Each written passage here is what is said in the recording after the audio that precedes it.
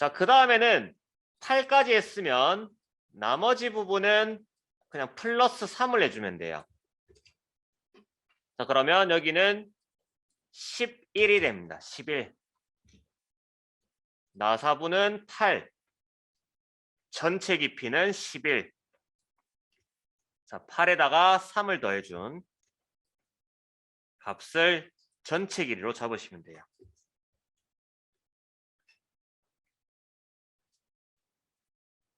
자, 그 다음에 확인 누릅니다. 자, 구멍 한 개가 뚫렸습니다. 자, 이 구멍은 원형 패턴을 사용할 거예요. 자, 원형 패턴 클릭. 자, 피처에서는 나사 구멍. 자, 회전축 아이콘 누른 다음에는 자, 원통. 곡면을 클릭. 자, 개수는 3개로 바꿔서 확인 눌러줍니다. 이렇게 구멍 3개를 만들었어요. 자, 반대편은 사이즈 똑같습니다. 개수도 똑같고 사이즈도 똑같기 때문에 미러 할 거예요. 미러. 자, 미러. 자, 피처에서는 아까 뚫었던 구멍. 그 다음 원형 패턴 해줬던 구멍. 이렇게 선택을 해주고요. 자, 미러 평면. 자, 미러 평면은 자, YZ 평면 찍겠습니다. 자, YZ 클릭. 자, 그 다음에 확인. 자, 반대편에 이렇게 구멍 형상이 나오게 됩니다. 자, 미러를 이용해서 또 구멍 만들어 봤습니다. 자, 이제 이 윗부분에 뚫려 있는 나사 구멍을 볼게요. 자, 얘가 나사 구멍인지 어떻게 하느냐? 선이 자, 이렇게 두 줄로 돼 있죠. 하나는 굵은 선, 바깥쪽은 가는 선. 자, 나사 구멍입니다. 자, 얘는 지금 이 원통 바깥쪽에다가 점을 하나 찍을 거예요. 자, 평면에서 간격 띄우기. 자, XY에서부터 자, 원통의 지름이 60이니까 자, 딱 맞게 하기 위해서는 30만큼 돌출합니다.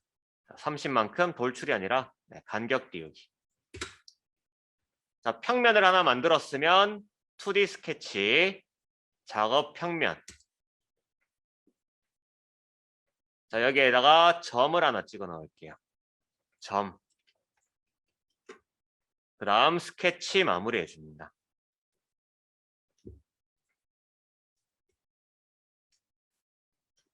자, 구멍 명령 실행할게요. 구멍. 자, 지금 나사 모양을 보면 끝까지 전부 다 나사의 형태입니다. 자, 나사의 전체 깊이 체크해 주고요. 그 다음 크기를 측정합니다. 자, 나사의 크기 측정을 했을 때 6mm가 나와요. 자, 나사의 크기 6mm. 자, 크기는 6으로 바꿉니다. 자, 그런데 윗부분에는 카운트보어 형태처럼 생겼죠. 자, 그런데 얘는 실제로는 카운트보어라기보다는 바로 밑에 있는 접촉 공간이 오히려 더 맞습니다. 자, 접촉 공간. 자, 사용하는 방법은 위에나 아래쪽이나 똑같지만 자, 이 아래쪽으로 놓고 설명을 드릴 거예요. 자, 일단 아래쪽 거 클릭. 자, 크기. 자, 측정합니다. 자, 얘는 10mm가 나오고요. 자, 그 다음 깊이를 측정을 해보면 깊이는 3mm 나오네요. 3mm. 깊이는 3mm. 자, 옆에 와서 자, 지름은 10. 깊이는 3. 바꿔줍니다. 자, 그 다음 구멍이 뚫려 있는 깊이는 그냥 원통의 절반 30으로 그냥 적어줄게요. 30. 자, 30으로 적어서 확인 누릅니다.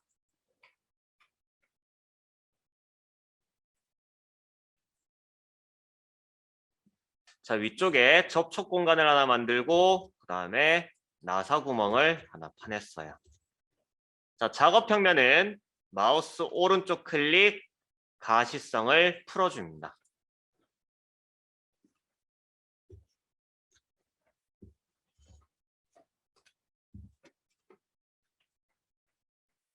자, 요거 접촉 공간 설명드릴게요. 자, 접촉 공간의 개념은 뭐냐? 자, 저희 실제로 이렇게 둥글게 돼 있죠, 윗면이. 그런데 이 위에다가 어떤 그리스 니플이라던가 이런 부품을 끼워 넣는다고 봤을 때, 자, 부품을 끼웠을 때, 자, 이렇게 남는 공간이 생겨버리죠. 그냥 둥근 상태 그대로 뚫어놓게 되면 얘를 나사를 쪼아가지고 박아놨을 때 이렇게 양옆에 뜨는 공간이 생겨버리는 겁니다. 자, 그럼 이 양옆에 뜨는 공간이 생기지 않도록 하려고 여기에 접촉 공간을 평평하게 만들어주는 거예요, 그냥. 그래서 얘는 작업을 한다고 따지면 카운트 보어 기능이라기보다는 접촉 공간이라는 게 조금 더 맞는 거예요. 근데 실제 시험이라면 그냥 카운트 보어로 해가지고 사이즈만 맞춰서 작업하시면 아무 상관없어요. 대신에 용도는 카운트 보어랑은 다르다. 카운트 보어는 그냥 이 볼트 머리가 구멍 안에 파묻히도록 하기 위해서 해준다면, 자, 이 접촉 공간에 대한 개념은 이렇게 원통 바깥쪽에 나사가 박혔을 때, 자, 이 뜨는 공간이 생기지 않도록 하려고 이렇게 접촉 공간을 평평하게 파내는 겁니다. 자, 접촉 공간 한번 살펴봤습니다. 자, 이제 이 안쪽 부분 한번 살펴볼게요. 자, 지금 이 입구 쪽으로는 커버가 끼워지기도 하고 베어링도 끼워지기도 합니다. 자, 입구 쪽에다가 못따기 1, 입구 쪽에 하나, 반대편에도 입구 쪽에 하나, 못따기 1씩 집어넣습니다. 자, 그 다음에 안쪽을 보시면 베어링이 자, 구석에 이렇게 끝까지 붙어 있어요. 맞붙어 있습니다. 끝부분까지. 자, 그럼 이런 꺾이는 부분에다가는 이 베어링에 라운드 값을 넣어 주셔야 되는 거예요. 자, 6003의 라운드 값은 0.3입니다. 자, 목깎기 0.3. 자, 구멍 안쪽에 꺾이는 지점 하나. 자, 반대편에도 이렇게 안쪽에 이 꺾이는 지점에 하나. 이렇게 라운드 넣어서 확인 눌러줍니다.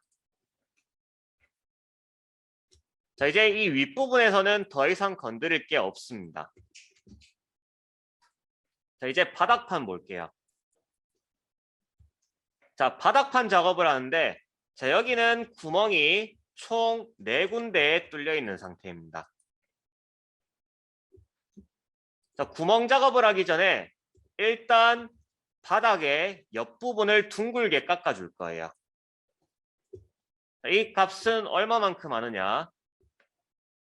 자, 이 중심에서부터 끝까지 거리만큼 작업을 해줄 겁니다.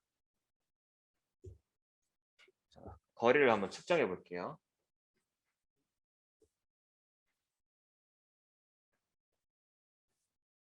자, 중심부터 떨어져 있는 거리 측정해 보면 한 8mm 정도 나옵니다. 자, 여기까지 한 8mm. 자, 목깎기를 반지름 8로 해서 자, 이 바닥판의 세로선들, 바닥판의 세로선들을 다 깎아줍니다. 자, 다 깎아서 확인 누를게요.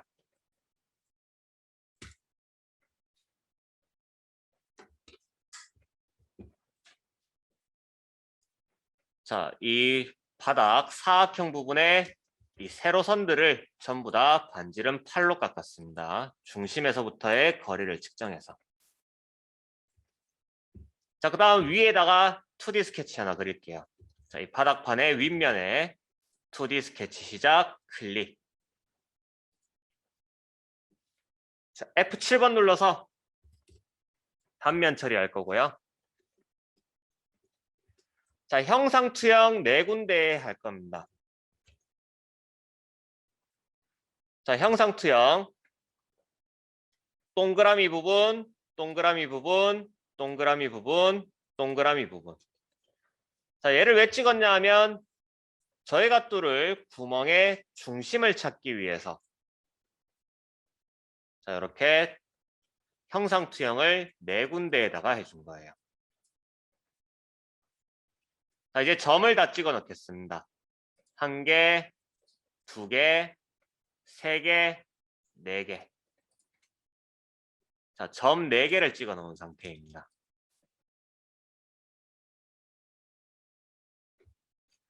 자, 스케치 마무리하고 구멍을 뚫을게요. 구멍. 자, 지금 여기는 일반 구멍의 형태입니다. 일반 구멍. 자, 형태, 구멍의 형태도 일반이에요. 그냥 드릴 구멍 바꿔줍니다. 자, 그 다음 구멍의 지름을 측정. 자, 여기는 한 8mm 정도 나오네요. 자, 지름 8. 자, 지름 8로 해서 종료는 전체 관통으로 하겠습니다. 자, 전체 관통으로 바꿔서 자, 확인 누릅니다.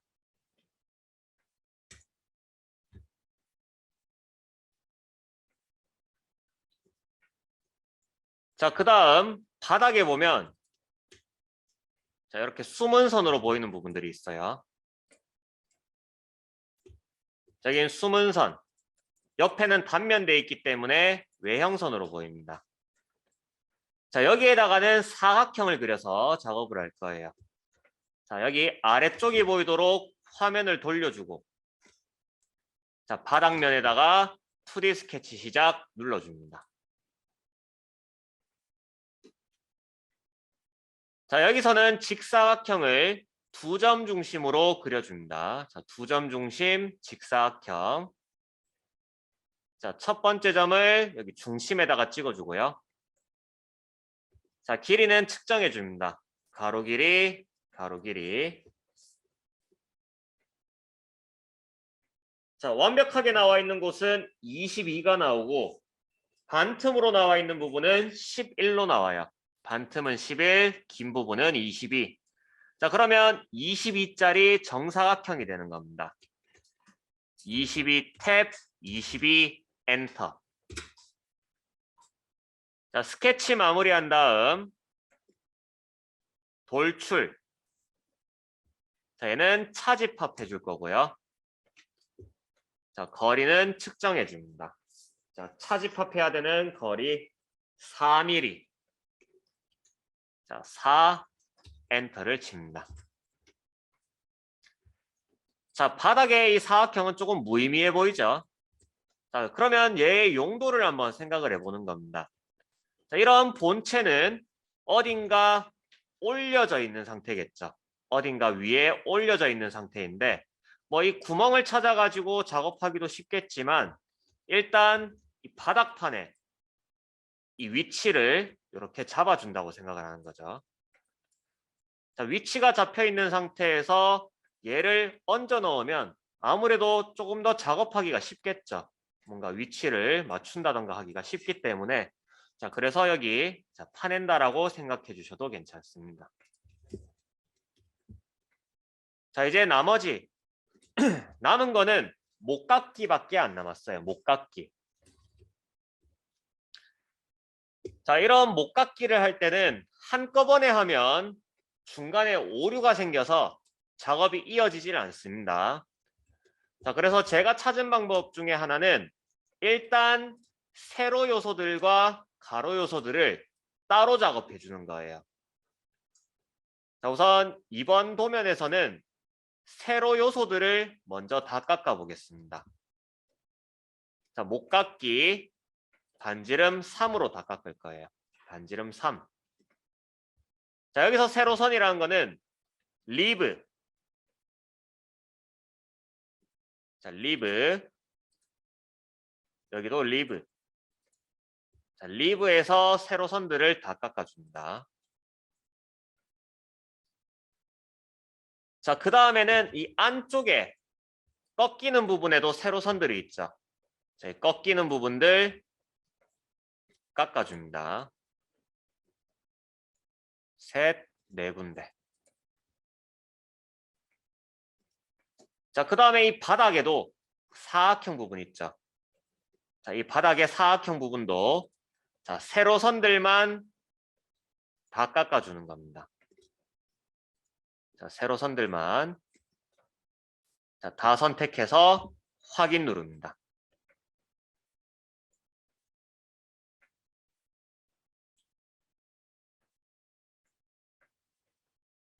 자, 그 다음 가로선. 자, 목깎기 반지름 3으로 해서 자, 이 원통 아래쪽에 가로선들 있죠. 자, 가로선 부분 클릭. 반대편에도 가로선 부분 클릭. 자, 그 다음에 바닥판의 윗부분 클릭. 자, 그 다음에 이 리브 아래쪽 부분도 클릭. 화면 밑으로 내려서 자, 이 파여 있는 부분 안쪽에 꺾이는 지점에도 클릭. 자, 이 상태에서 확인 눌러줍니다.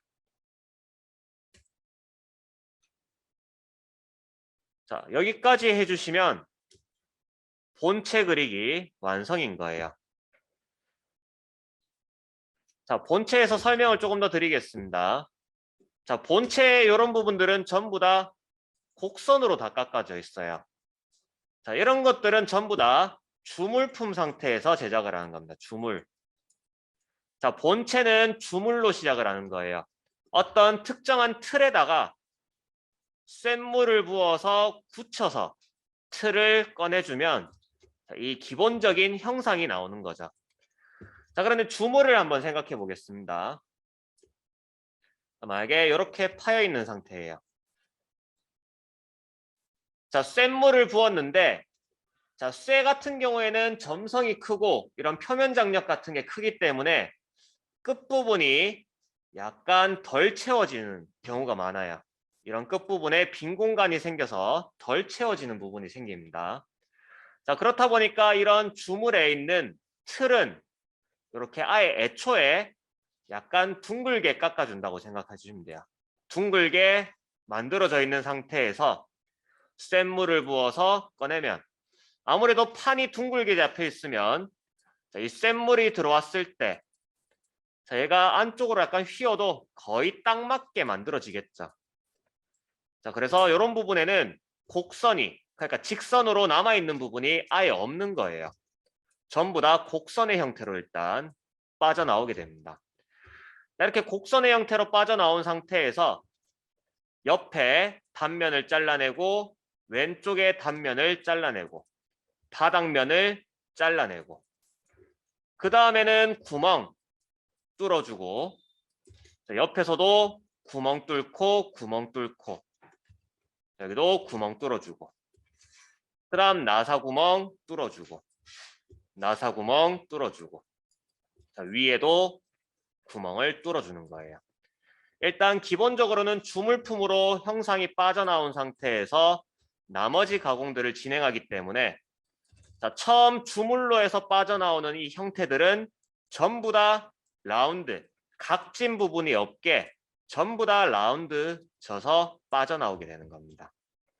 후가공하는 부분에는 라운드가 없을 수도 있어요. 후가공하는 부분, 여기도 후가공이죠.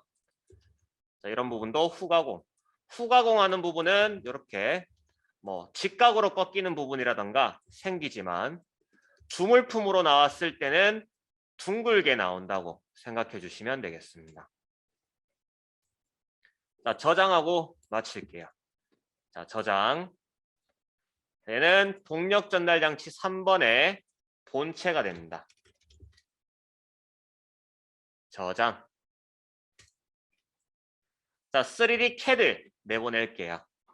자, 파일에서 내보내기, DWG로 내보내기. 자, 얘는 동력 전달 장치 3 본체 옆에다가 괄호 열고 3D 입력해서 저장하겠습니다. 자, 파일 형식은 오토캐드 DWG 파일. 자, 저장.